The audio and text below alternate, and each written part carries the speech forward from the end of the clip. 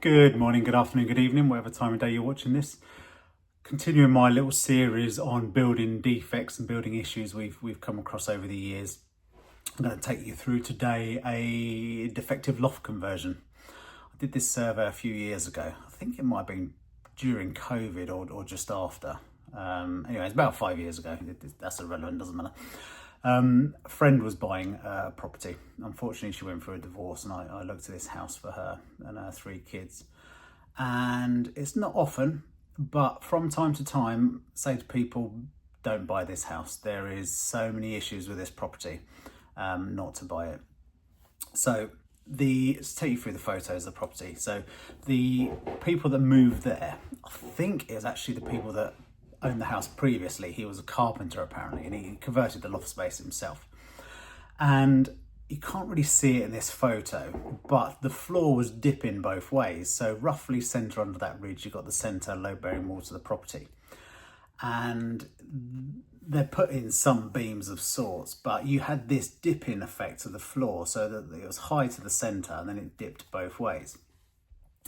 Now, what helped in part, I say in part, and it'll become apparent as we go through this video, is that the owner, carpenter, whoever, had popped these steel beams in underneath the purlins of the wall. So this photo here, you've got the hardboard lining. This is towards the rear, so the same angle as this first photo we looked at. So this is in the eaves cupboard to the rear of the property. So to the right there, you've got hardboard lining on the ashlar wall, which goes up to the underside of the purlin. And at the bottom there, you can see the timber binder. That's to stop excessive deflection in the ceiling joist and to break up the span. That was the new floor construction. No beefing up a floor joist or anything like that. But what they did instead was pop this beam in underneath, one at the front and one at the rear. But this beam was fundamentally defective. It was substantially undersized. But in this photo, looking towards the front of the house, you can see to the left-hand side in the front bedroom, the beam comes across the ceiling and then hits this non-load-bearing partition between the front bedroom and the small bedroom. So there's no load-bearing capabilities to that wall whatsoever. And it just doesn't continue the other side. As this kind of sketch here shows how the beam should carry on, and ideally it should go to party wall, but in any event should be more substantial. But the issues get worse. I chuckle as I say this because it is unbelievable that somebody's actually built this thinking it's acceptable. So this is another view across the front bedroom of this property. Pop a beam in, and then I think post beam installation, I hope post beam installation, someone's decided to do a fitted cupboard.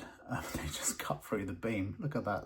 So this beam is doing now absolutely nothing whatsoever to support the structure that's being imposed upon it. So it is absolutely incredible.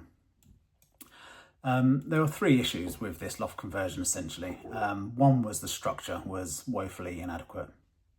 Second was fire protection was woefully inadequate. And the third is technicalities it did not comply with. It did not comply with the building regulations.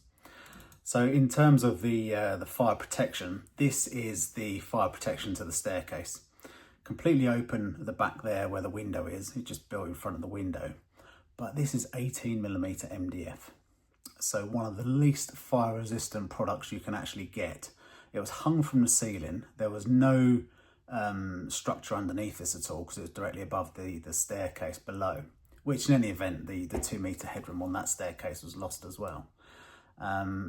But this staircase, like I say, was of 18mm MDF construction, as we can see in this photo here. Now what this photo shows is 3 or 4 things in one. First of all, the whole structure, as far as I could tell because it was carpeted, so the risers, the treads, the strings here and the structure around the stairs was all 18mm MDF. So the only way to fix to that really is to form a rebate and then slot the treads in, or to screw it from the sides. There were cracks all over the staircase from the underside that we could see, and where it was attached to the underside of the ceiling, but 18mm MDF is not sufficient for a structure of a staircase. What we can also see here is this is a cheap pressed hardboard door onto the landing. Yes, it opens the right way, because fire door should always open in the direction of escape. But there should be a landing at the bottom of a staircase equal at least to the width of the staircase the other way. But instead, this is actually placed on the nose of the second tread.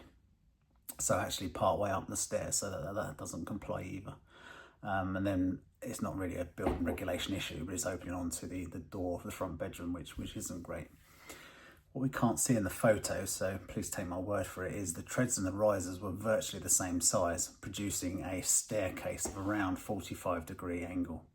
Now, if we look at this snippet here from the building regulations, we can see, in brackets 1, the maximum pitch for a private stair is 42 degrees.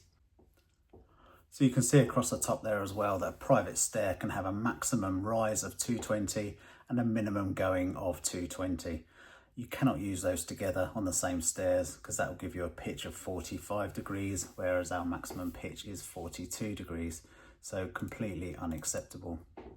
Also got this other snippet here from the building regulations, again approved document K, at the bottom and top of every flight landings, the width at least as great as the smallest width for the flight are to be provided. And again, as we saw in that photo there, they weren't. So only a short video, but it just shows some of the issues you come across. Now this chap was, this was allegedly a carpenter. You can get very good quality carpentry that's just wrong. You can get very good quality repointing and brickwork that's cement mortar when it should be lime.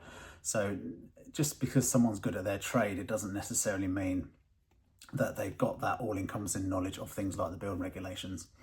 I advise my client to pull out of the purchase of this house. I don't do that very often, but I did say to her, if they get it regularised, then there's nothing to stop you buying it. But there's other things I've not shown in photos here because I didn't have very many photos available of this older job. There was no smoke detection. There should be automatic door closers on that door. There were other issues like insulation that just did not comply with the building regulations. Now, if you're doing retrospective application, that application is effective the day the works were done. Great, prove when these works were done. If you can't, it's effectively modern regulations. So if something was built in 1992, you don't need to comply with 2025 building regulations. You need to comply with the building regulations 1991. So things like fire protection, insulation were not as extensive as they are today. Granted, you would probably want to do as best you can with the fire protection issues, but insulation is probably not quite so important in terms of protection of life. So yeah, she didn't buy this one, but she went on to buy another house and is still there, and that's like I say, at least five years ago or so. So this is the kind of thing we come across, and I shall keep these going as much as I can.